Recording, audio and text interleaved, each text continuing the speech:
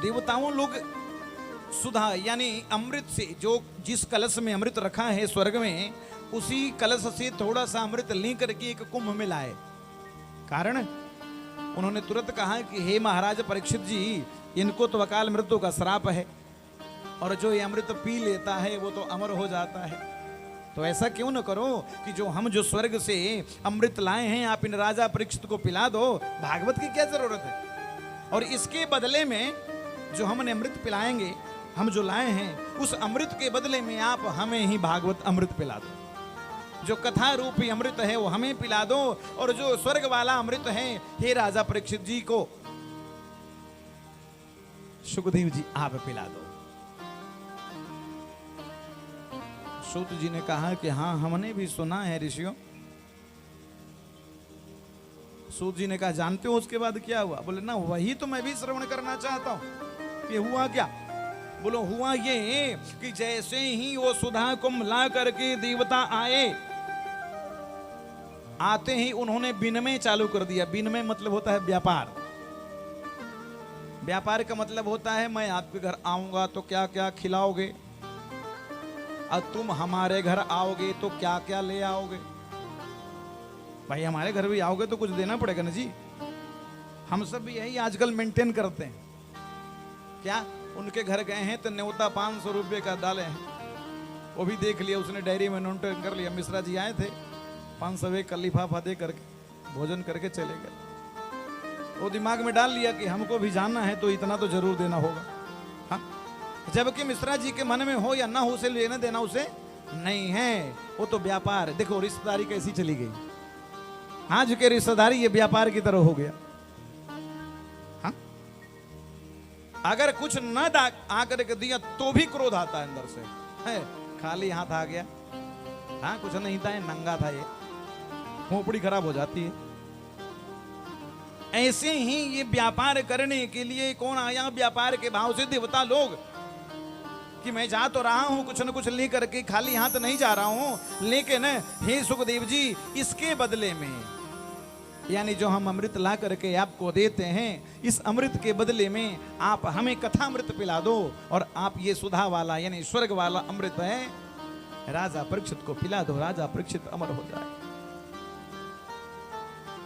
सूत जी कहते हैं कि जैसे ही राजा परीक्षित के सामने देवता आए, सुखदेव जी ने कहा जरा इधर आओ महाराज, क्या लाए हो? बोला अमृत लाए हैं। सुखदेव जी ने कहा इसकी खूबी जानते हो आप, इसके अंदर क्या कमियां और अच्छाइयां हैं? बोले हाँ हाँ बिल्कुल जानता हूं। बोले इसको पिलाने से जो मरने वाला होता है वो अमर हो जाता है। सुखदेव जी ने कहा बात तो सही कह रहे हैं कि अमर हो जाता है, लेकिन अमर होके जाता कहाँ है? बोले स्वर्ग जाता है, चकाचक स्वर्ग में भोगता है। बोलो बोले उसके बाद? बोले जब तक इसका पुण्य रूपी यानी अमृत से जो पीने में पुण्य प्राप्त होती है ना, उस पुण्य का जब तक बैंक बैलेंस रहता है तब तक तो स्वर्ग में रहता है। उसके बाद? बोले उसके बाद नीचे टपक जाता है। बोले ओ, इसका मतलब ये हुआ कि आपका जो स्वर्ग वाला अमृत है ऊपर से नीचे टपकाने वाला है, यानी अधोगति को देने वाला है। और हमारा भागवता अमृत जो है वो गलती से नीचे जमीन पर कोई पी लेता है तो ऊपर को चला जाता है। इसलिए कोई व्यापार नहीं। दूसरी, हे देवताओं, दूसरा देखो क्या दोनों में असमानता है। आपके स्वर्ग वाला अमृत पीने से रंभा आदि अप्सराएं याद आने लगती है जब स्वर्ग में जाते हैं। हाँ, और जब हमारी ये भागवता अमृत पीते हैं तो कौन आता है याद? बोलो बाल कृष्ण लाल की जय हो। जरा विचार करना कौन सा पीना ठीक है? जो पी करके नाली में गिर जाए बंटी, वो ठीक है क्या? है? जो पी करके नाली में गिरे जी, अब ये स्वान दत्त हमें मुंह चाट के चले जाएं, वो अच्छा है? बिल्कुल अच्छा नहीं है। तो कौन सा? बोले कृष्ण अमृत जो रस है, जो कृष्ण रस है, जो गोपियों ने महारास के माध्यम से पाया था। भगवान कृष्ण ने अपने गोपियों को महारास के एक बहाना बनाया और जो अपने रस को पान कराया, वो रस पीना चाहिए ना, वही श्रीमद् भागवतामृत है। तो इसलिए ही देवताओं जितना जल्द हो सके यहां से भगो। अभक्तांश्च विज्ञाय न ददौ स कथामृतम। व्यास जी ने लेखनी उठाई, गणेश जी को बोल लिख दो। गणेश जी क्या लिख दो?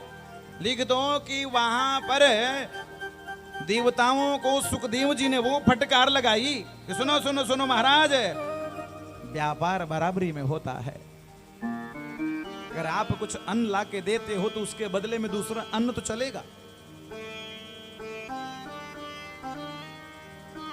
लेकिन क्व सुधा क्व कथा लोके क्व काचः क्व मणिर्महान्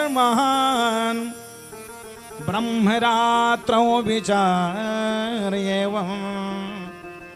तदा देवांजः सह। देवताओं को उपहास करा करके, यानी अपमान कर करके, और कह दिया कि सुनो हे देवताओं, क्व सुधा क्व कथा लोके।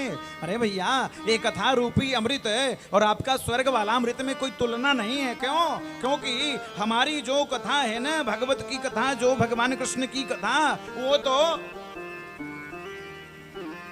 मणि की समान है। और तुम्हारा जो ये स्वर्ग वाला अमृत है वो कांचों की है। जैसे हम लोग सब बचपन में खेलते थे ना छोटे